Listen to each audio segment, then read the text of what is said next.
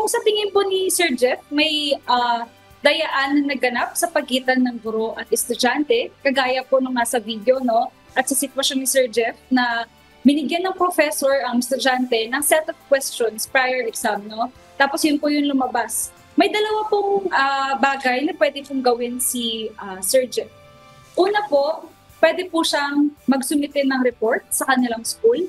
To be specific po sa prefect office or guidance counselor po nila, dito po magkakaroon po ng initial na or internal investigation sa school nila. Depende po sa rules ng school kung paano po ang proseso ng gagawin ng investigation. Pangalawa po, pwede din pong magsumite si Jeff ng report sa CHED or Commission on Higher Education or DepEd kung ito po ay basic education, Department of Education. Dito po, pagbigay po niya ng report, ang educational government institution ay magkakaroon ng initial na investigasyon. So dito po, ang una pong step na gagawin ng government institution ay bibigyan po ng letter ang professor, no, para mabigyan ng chance na mag-explain ang professor sa kanyang panig kung ano pong nangyari. Para naman po sa tanong niya kung ano po ang pwedeng mangyari sa classmate niya at sa professor niya pag nalaman po ng school. Una po, kung sa estudyante po, maharap po ang estudyante sa disciplinary action. Depende po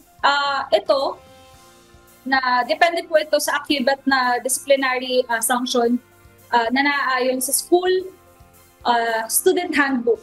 Maaari pong mabaliwala ang kanyang score na nakuha dun sa exam na yon at makatanggap po siya ng failing grade. Or pwede rin po nagkaroon ng suspension or expulsion. Depende po sa gravity ng cheating incident. Pangalawa naman po, sa professor naman po, dalawa rin po ang pwede mangyari sa kanya, no?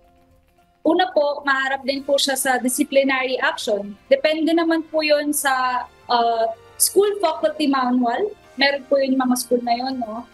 Depende rin naman po, ang sanction naman po nito ay maaari po siyang masuspinde, ma-terminate, or other penalties imposed po dun sa faculty manual po nila. Pangalawa naman po, kung ang professor ay licensed by the Professional Regulation Commission, may tinatawag po sila dito na Code of Ethics for Professional Teachers. So dito po, pag napatunayan po na siya ay naglabag dito sa code, ang teacher po ay maaaring mawalan ng lisensya sa pagtuturo. At masuspinde rin po at magkaroon ng, depende po sa gravity yun, kung ano ang isa-sanction sa kanya na PRC.